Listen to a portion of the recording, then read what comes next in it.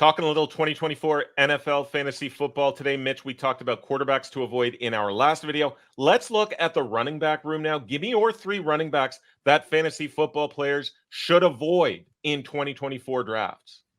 Yeah, these are pretty key picks. You can win or lose your draft by drafting the wrong running back, drafting the right running back late. That's why I'm not taking Jonathan Taylor. He is currently the 4th running back coming off the board, and I have a lot of doubts. Obviously, you missed some time with the holdout last year, some injuries. He didn't play a full season, but when he did play, he just wasn't that good either. He was 35th in expected points added per rush, 40th in success rate. Jonathan Taylor had 1 rush over 20 yards last year. He's been like an explosive guy, and he just lost it all last year. They don't have the best backups behind him in Indy and Tyler Goodson and Evan Hall. But I think Anthony Richardson could steal a lot of carries as well. He's going to be a dual threat this year. I'm not touching the aging Jonathan Taylor. Another guy I'm avoiding, a bit of a younger guy, Kyren Williams out in Los Angeles. I am pretty skeptical of him coming into the season. Seems like the prototypical like post-breakout bust to me. He had a foot injury in camp, and Sean McVay said he's probably good. That's like the scariest thing a coach could ever say about a running back. And they spent an early pick on Blake Corum this year. So I think they have the air in line to take over from Williams if he slips. He's probably going to be a good running back, but I'm not going to draft that top 10 running back value in Williams when there's so many red flags. Another guy I really want to believe in is Achane. I want him to be so good. He won me a league last year, so I owe him a lot. He's the current running back 11. Which is probably about where he should be, but there's just, once again, so many red flags. He only played in 11 games last year. He missed games in 2 of his 3 college seasons, and we all know how loaded the Miami running back room is. Raheem Mostert's there, Jalen Wright they spent a high draft pick on, Jeff Wilson Jr. is still there. They like to rotate the speedy guys. If Achane gets hurt or slips up for a little, there's going to be other guys there to take his carries. I'll let the Miami Dolphins fan in the building comment on that 3rd pick. Steve, what are your thoughts on that one? No, it makes sense. I mean, Achane shouldn't be getting drafted at the end of the 2nd round in the 3rd round. It's just too early for a guy that's surrounded by so many weapons there. Like Jalen Waddle's healthy this season. We know Tyreek Hill's going to do Tyreek Hill things. Mostert led the league in touchdowns last year. And you can get Mostert in like the 7th, 8th, 9th round, depending on your draft. Like that's where the value is for the Dolphins backfield. I completely agree. Glad to hear the Miami guys back. It's just not that Achane isn't good and isn't really fast and isn't talented.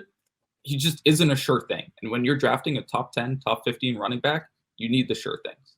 But it's also the numbers he put up last year weren't like, you shouldn't be able to do that. Like 7 yards a carry. Like I think his rushing yards for the season are around like 750 or something like that. And it's expected, like I heard someone say expected to go up to like 850. Just because everyone's hammering the over on it. So that's kind of terrifying as well. But I want to push back on Jonathan Taylor for a minute. He's one of the few workhorse backs there are in the league. And I get it, Taylor or Anthony Richardson's also a running quarterback. So, you know, there's going to be a lot of work done on the ground there. But rank for me, Jonathan Taylor, Jahmyr Gibbs, Saquon Barkley. How would you have those 3? It's tough. Those are 3 guys who I'm all kind of scared of for different reasons. Like I would have those lower than maybe even a Kyren Williams, who I just said I wasn't that high on. But yeah, Taylor is probably the number 1 there just because he doesn't have guys pushing him for carries. Jahmyr Gibbs, who knows if he's going to be healthy for the season now. David Montgomery is a guy they like to give touches. Saquon, I probably would take over Gibbs, and he could push Taylor, but it's just one of these years, Saquon's going to fall off and never come back. That tier of running backs terrifies me. I want to get a guy before that or just feast on the guys after them if I need to. Like the Mosterts, the Dalvin Cooks, all those, that sort of range. Get a Pollard or a Tajay Spears. Like 15 picks later. Give me Etienne over those guys any day. So when it comes to running backs, I'm using the hero RB strategy this year where I'm just going to get one. And then I'm going to stack the next ones with the Chuba Hubbards, the Tajay Spears, the Pollards, Chase Brown. Like, I love Chase Brown this year.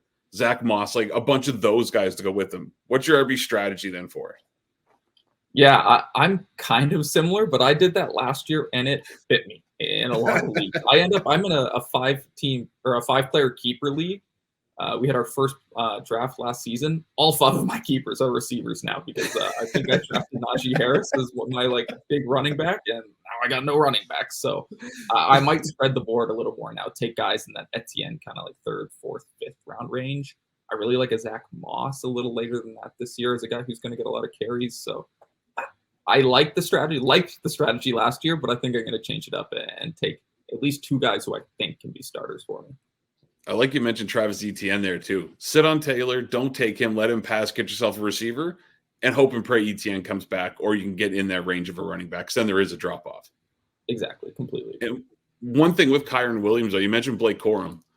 One thing Sean McVay's shown us that he loves a workhorse running back.